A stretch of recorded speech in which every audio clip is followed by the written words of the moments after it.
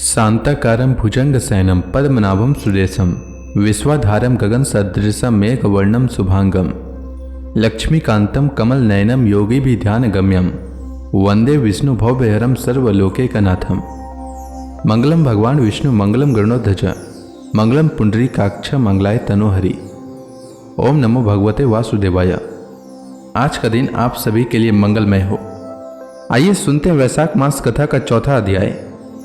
राजा परीक्षित ने पूछा, भगवान, देवाचार्य बृहस्पति जी ने अपने प्रिय शिष्य देवताओं को किस कारण त्याग दिया था?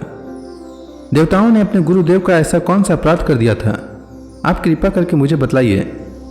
श्री सुखदेव जी कहते हैं, राजन, इंद्र को त्रिलोकी का ऐश्वर्य पाकर घमंड हो गया था। इस घमंड के कारण वे धर्म मर्यादा का और सदाचार का उल्लंघन करने लगे थे। एक दिन की बात है, वे भरी सभा में अपनी पत्नी सची के साथ ऊंचे सिंहासन पर बैठे हुए थे। 49 मरुदगण, 8 वसु, 11 रुद्र, आदित्य, ऋभुगण, विश्वदेव, साध्यगण और दोनों अश्विनी कुमार उनकी सेवा में उपस्थित थे।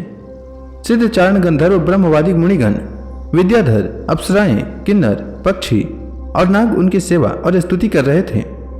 सब और ललित स्वर से देवराज इंद्र की कीर्ति का गान हो रहा था। ऊपर की ओर चंद्रमंडल के समान सुंदर श्वेत छत्र शोभायमान था। चौर पंखे आदि महाराजोचित सामग्रियां यथा स्थान सुसज्जित थी। इस दिव्य सभा में देवराज बड़े ही सुशोभित हो रहे थे। इसी समय देवराज इंद्र और समस्त देवताओं के परम आचार्य बृहस्पति जी वहां पधारे। उन्हें सूर्य असुर सभी नमस्कार करते हैं। इंद्र ने देख लिया कि वे सभा में आए हैं, परंतु वे न तो खड़े हुए और न आसन आदि देकर गुरु का सत्कार ही किया। यहां तक कि वे अपने आसन से हिले डुले तक नहीं। त्रिकालदर्शी समर्थ बृहस्पति जी ने देखा, यह ऐश्वर्य मद का दोष है। बस वे झटपट वहां से निकलकर चुपचाप अपने घर चले आए। परीक्षित, उसी समय देवराज इंद्र को चेत हुआ। वे समझ गए कि मैंने अपने गुरुदेव की अवहेलना की है। वे भरी सभा में स्वयं ही अपनी निंदा करने लगे। हाय हाय, बड़े खेद की बात है कि भरी सभा में मूर्खतावश मैंने ऐश्वर्य के नशे में चूर होकर अपने गुरुदेव का तिरस्कार कर दिया। सचमुच मेरा यह कर्म अत्यंत निंदनीय है। भला कौन विवेकी पुरुष इस स्वर्ग की राजलक्ष्मी को पाने की इच्छा करेगा? देखो तो सही, आज इसी ने मुझ देवराज को भी असुरों के रजोगुणी भाव से भर दिया। जो लोग यह कहते हैं कि सार्वभौम राज सिंहासन पर बैठा हुआ सम्राट किसी के आने पर राज सिंहासन से न उठे, वे धर्म का वास्तविक स्वरूप नहीं जानते। ऐसा उपदेश करने वाले कुमार्ग की ओर ले जाने वाले हैं। वे स्वयं घोर नरक में गिरते हैं। उनकी बात पर जो लोग विश्वास करते हैं, वे पत्थर की नाव की तरह डूब जाते हैं। मेरे गुरुदेव बृहस्पति जी ज्ञान के अथाह समुद्र हैं। मैंने बड़ी सठता की। अब मैं उनके चरणों में अपना माथा टेक कर उन्हें मनाऊंगा। परीक्षित, देवराज इंद्र इस प्रकार सोच ही रहे थे कि भगवान बृहस्पति जी अपने घर से निकलकर योग बल से अंतर्धान हो गए। देवराज इंद्र ने अपने गुरुदेव को बहुत ढूंढा, परंतु उनका कहीं पता न चला। तब वे गुरुदेव के बिना अपने को सुरक्षित न समझकर देवताओं के साथ अपनी बुद्धि के अनुसार स्वर्ग की रक्षा का उपाय सोचने लगे, परंतु वे कुछ भी सोच न सके। उनका चित्त अशांत ही बना रहा। परीक्षित, दैत्यों को भी देव गुरु बृहस्पति और देवराज इंद्र की अनबन का पता लग गया। तब उन मदोन्मत्त और आतताई असुरों ने अपने गुरु शुक्राचार्य के आदेशानुसार देवताओं पर विजय पाने के लिए धावा बोल दिया। उन्होंने देवताओं पर इतने तीखे तीखे बाणों की वर्षा की कि उनके मस्तक, जंघा और बाहु आदि अंग कट कट कर गिरने लगे। तब इंद्र के साथ सभी देवता सिर झुकाकर ब्रह्मा जी की शरण में चले गए। स्वयंभू एवं समर्थ ब्रह्मा जी ने देखा कि देवताओं की तो सचमुच बड़ी दुर्दशा हो रही है। अतः उनका हृदय अत्यंत करुणा से भर गया। वे देवताओं को धीरज बंधाते हुए कहने लगे। ब्रह्मा जी ने कहा, देवताओं, यह बड़े खेद की बात है। सचमुच तुम लोगों ने बहुत बुरा काम किया। अरे हरे, तुम लोगों ने ऐश्वर्य के मत से अंधे होकर ब्रह्मज्ञानी, वेदज्ञ एवं संयमी ब्राह्मण का सत्कार नहीं किया। देवताओं, तुम्हारी उसी अनीति का यह फल है कि आज समृद्धिशाली होने पर भी तुम्हें अपने निर्बल शत्रुओं के सामने नीचा देखना पड़ा।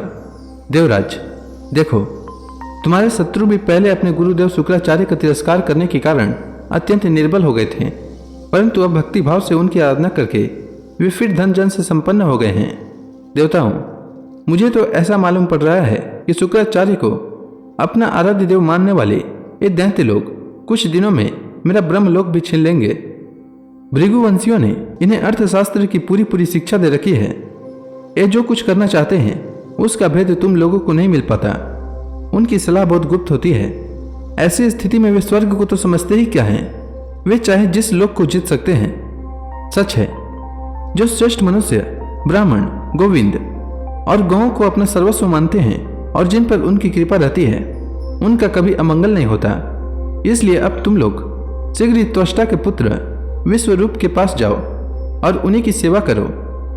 वे सच्चे ब्राह्मण, तपस्वी और संयमी हैं। यदि तुम लोग उनके असुरों के प्रति प्रेम को क्षमा कर सकोगे और उनका सम्मान करोगे तो वे तुम्हारा काम बना देंगे। श्री सुखदेव जी कहते हैं, परीक्षित, जब ब्रह्मा जी ने देवताओं को इस प्रकार कहा तब उनकी चिंता दूर हो गई। वे त्वष्टा के पुत्र विश्वरूप ऋषि के पास गए और उन्हें हृदय से लगाकर यूं कहने लगे।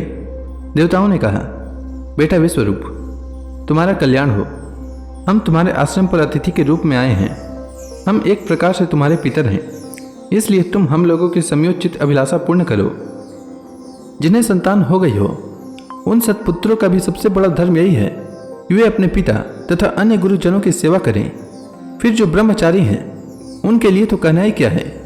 वत्स, आचार्य वेद की, पिता ब्रह्मा जी की, भाई इंद्र की और माता साक्षात पृथ्वी की मूर्ति होती है।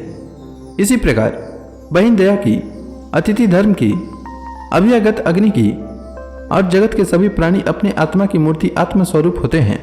पुत्र, हम तुम्हारे पितर हैं। इस समय शत्रुओं ने हमें जीत लिया है। हम बड़े दुखी हो रहे हैं। तुम अपने तपोबल से हमारे यह दुख, दारिद्र्य और पराजय टाल दो। पुत्र, तुम्हें हम लोगों की आज्ञा का पालन करना चाहिए। तुम ब्रह्मनिष्ठ ब्राह्मण हो, अतः जन्म से ही हमारे गुरु हो। हम तुम्हें आचार्य के रूप में वर्ण करके तुम्हारी शक्ति से अनायास ही शत्रुओं पर विजय प्राप्त कर लेंगे। पुत्र, आवश्यकता पड़ने पर अपने से छोटों का पैर छूना भी निंदनीय नहीं है। वेदजनों को छोड़कर केवल अवस्था बड़प्पन का कारण भी नहीं है। श्री सुखदेव जी कहते हैं, परीक्षित, जब देवताओं ने इस प्रकार विश्वरूप से पुरोहिती करने की प्रार्थना की तब परम तपस्वी विश्वरूप ने प्रसन्न होकर उनसे अत्यंत प्रिय और मधुर शब्दों में कहा। विश्वरूप ने कहा, पुरोहिती का काम करना ब्रह्म तेज को क्षीण करने वाला है, इसलिए धर्मशील महात्माओं ने उसकी निंदा की है। किंतु आप मेरे स्वामी हैं और लोकेश्वर होकर भी मुझसे उसके लिए प्रार्थना कर रहे हैं। ऐसी स्थिति में मेरे जैसा व्यक्ति भला आप लोगों को कोरा जवाब कैसे दे सकता है। मैं तो आप लोगों का सेवक हूँ। आपकी आज्ञाओं का पालन करना ही मेरा स्वार्थ है। देवगण, हम अकिंचन हैं। खेती कट जाने पर अथवा अनाज की हाट उड़ जाने पर उसमें से गिरे हुए कुछ दाने चुन लाते हैं और उसी से अपने देव कार्य तथा पितृ कार्य संपन्न कर लेते हैं। लोकपालो, इस प्रकार जब मेरी जीविका चल ही रही है तब मैं पुरोहिती की निंदनीय वृत्ति क्यों करूं? उससे तो केवल वही लोग प्रसन्न होते हैं जिनकी बुद्धि बिगड़ गई है। जो काम आप लोग मुझसे कराना चाहते हैं वह निंदनीय है, फिर भी मैं आपके काम से मुख नहीं मोड़ सकता, क्योंकि आप लोगों की मांग ही कितनी है। इसलिए आप लोगों का मनोरथ मैं तन मन धन से पूरा करूंगा।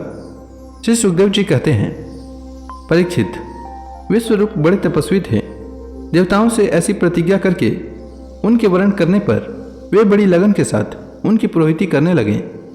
यद्यपि शुक्राचार्य ने अपने नीति बल से असुरों की संपत्ति सुरक्षित कर दी थी, फिर भी समर्थ विश्वरूप ने वैष्णवी विद्या के प्रभाव से उनसे वह संपत्ति छीनकर देवराज इंद्र को दिला दी। राजन, जिस विद्या से सुरक्षित होकर इंद्र ने असुरों की सेना पर विजय प्राप्त की थी उसका उदार बुद्धि विश्वरूप ने ही उन्हें उपदेश किया था।